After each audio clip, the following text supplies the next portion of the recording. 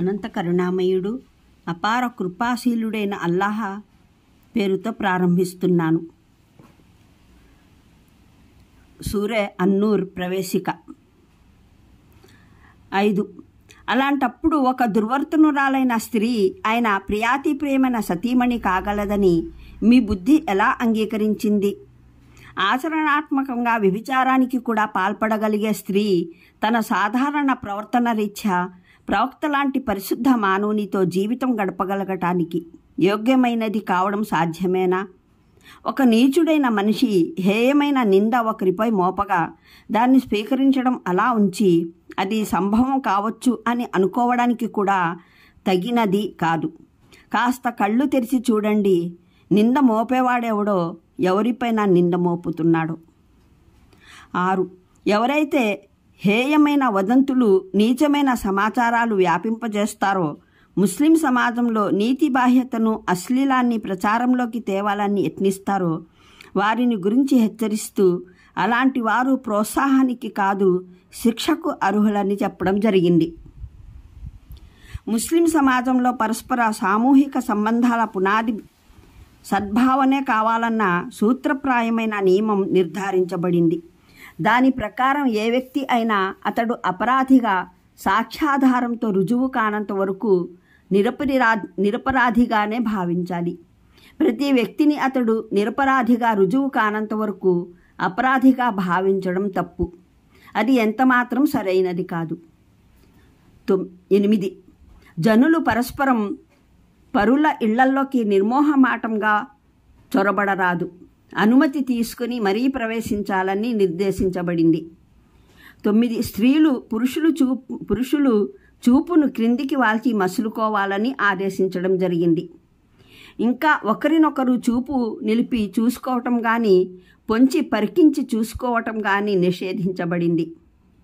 10. స్త్రీలు తమ ఇండ్లల్లోనూ తలను రొమ్మును కప్పిపెట్టుకోవాలని ఆదేశించబడింది. 11. స్త్రీలు తమ నిషిద్ధ మహరం బంధువులు ఇంటి నౌకర్లు తప్ప ఇతరుల సమక్షంలోకి అలంకరించుకొని రాకూడదని నిర్బంధించడం జరిగింది. 12. స్త్రీలు బయటికి వెళ్ళినా తమ అలంకరణల్ని కప్పిపుచ్చుకొనే వెళ్ళాలి.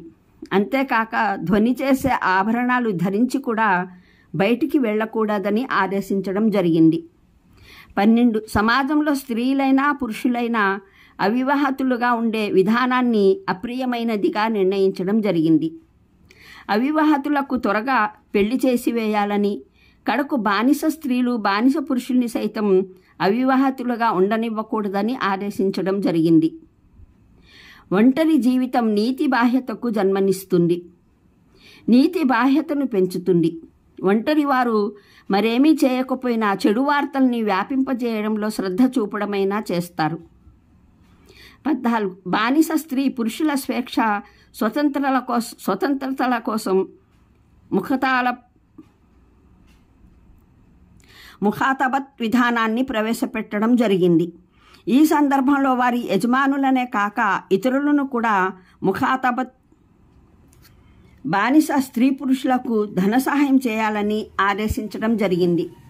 15. బానిస స్త్రీల చేత వేశ్యావృత్తి చేయించడం నిషేధించబడింది.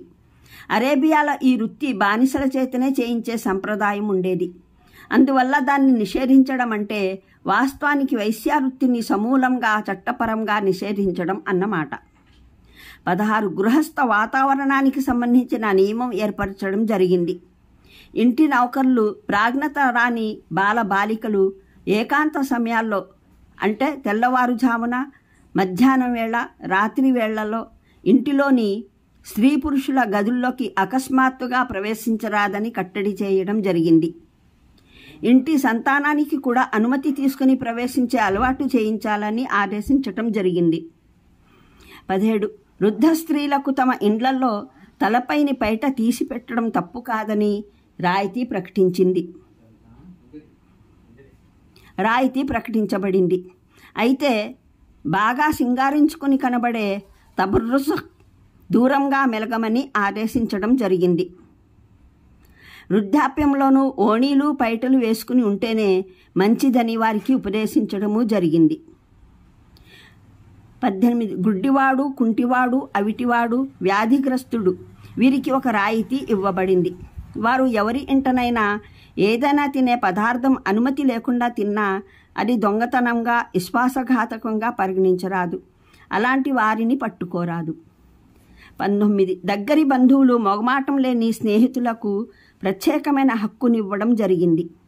వారు ఒండొకరి ఇంట అనుమతి లేకుండా కూడా భోజనం చేయవచ్చు. అది వారు తమ ఇండ్లల్లో భోజనం చేసినట్లే పరిగణింపబడుతుంది. ఈ విధంగా సమాజంలో వ్యక్తుల్ని పరస్పరం దగ్గర చేర్చడం, తద్వారా వారి మధ్య మొహమాటపు దూరాలను తొలగించడం జరిగింది. అలా వారి మధ్య ప్రేమానురాగాలు పెంపొందుతాయని, పరస్పరం సాన్నిహిత్యం, అభిమానం, దగ్గరి సంబంధాలు ఏర్పడతాయని ఆశించడం జరిగింది. వారి మధ్య ఏమైనా విభేదాలు ఉంటే అవి దూరం కావాలని, ఇంకా కల్లోల జనకుడు ఎవరూ వారిలో ఏర్పాటు ఉపద్రవం సృష్టించరాదని కోరుకోవడం జరిగింది. ఈ నిర్దేశాలతో పాటు కపటులు, విశ్వాసులకు చెందిన ప్రస్ఫుటమైన సంకేతాలేమిటో తెలుపడం జరిగింది. వాటి వల్ల సమాజంలో విశుద్ధ విశ్వాసులెవరో కపటులెవరో తెలుసుకోవడం ప్రతి ముస్లింకు సుసాధ్యమైంది. మరోవైపున ముస్లింల సంఘటిత వ్యవస్థను క్రమశిక్షణారీత్యా మరింత కట్టుదిట్టడం చేయడం జరిగింది. దానికి గాను మరిన్ని నియమాలు కొన్ని చేయబడ్డాయి. అలా దాని శక్తి మరింత పటిష్టం అయ్యేలా చేయడం జరిగింది. దానివల్లనే తిరస్కారులు, కపటులు ఆగ్రహం చెంది కల్లోలాలు సృష్టిస్తున్నారు. ఈ మొత్తం చర్చలో గమనార్హమైన విషయం ఏమిటంటే, లజ్జాకరమైన, అసభ్యకరమైన దాడులకు ప్రతిగా జనించవలసిన వెగటు వచనాలు ఈ పూర్తి సూరాలో ఎక్కడా కానరావు. ఒకవైపున ఈ సూరా అవతరించిన ఆనాటి పరిస్థితిని చూడండి. మరోవైపున సూరాలోని చర్చనీయాంశాలను, మాట తీరును గమనించండి. ఇంతగా రెచ్చగొట్టే పరిస్థితులలో ఎంత శాంతంగా చట్ట నిర్మాణం జరుగుతుందో చూడండి. సంస్కరణాత్మక ఆదేశాలు ఇవ్వబడుతున్నాయి. విఘ్నతాపూర్వకమైన ఉపదేశాలు చేయబడుతున్నాయి. శిక్షణ, బోధన, హితువు గరిపే బాధ్యత పూర్తిగా నిర్వర్తించబడుతుంది. దీనివల్ల మనకు లభించే గుణపాఠం ఏమిటంటే, ఉపద్రవాలు, విపత్తులకు ప్రతిగా అత్యంత కఠోరమైన రెచ్చగొట్టే సందర్భాలలోనూ ప్రశాంతంగా, వివేచనతో, విశాల హృదయంతో, విఘ్నతలతో మెలగాలి.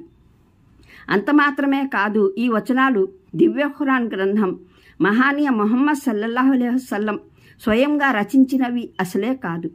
ఇవి ఎంతో మహోన్నత వ్యక్తిత్వం అవతరింపజేసినవని తెలుస్తుంది. ఇంకా ఆయన ఎంతో ఉన్నత స్థాయి నుంచి మానవ పరిస్థితుల్ని, వ్యవహారాలను గమనిస్తున్నాడని, ఈ పరిస్థితులకు, వ్యవహారాలకు తన వ్యక్తిత్వాన్ని అప్రభావితంగా, అతీతంగా ఉంచుతూ స్వచ్ఛమైన బోధన, మార్గ నిర్దేశన బాధ్యతల్ని నిర్వహిస్తున్నాడని కూడా తెలుస్తుంది. ఇవి ప్రవక్త సల్లల్లాహు అలైహి వసల్లం రచించిన వచనాలైతే, ఆయన అత్యుత్తమ, అత్యున్నత, అత్యంత సువిశాల దృష్టి కలవారైనప్పటికీ స్వయంగా తన మానాభిమానాలపైన నీచమైన దాడుల మాట విని ఒక సౌజన్యశీలుడైన వ్యక్తి భావనల్లో అనివార్యంగా జనించే సహజమైన వెగటు ప్రభావం కొంతైనా ఈ వచనాల్లో తప్పక కానవచ్చేది.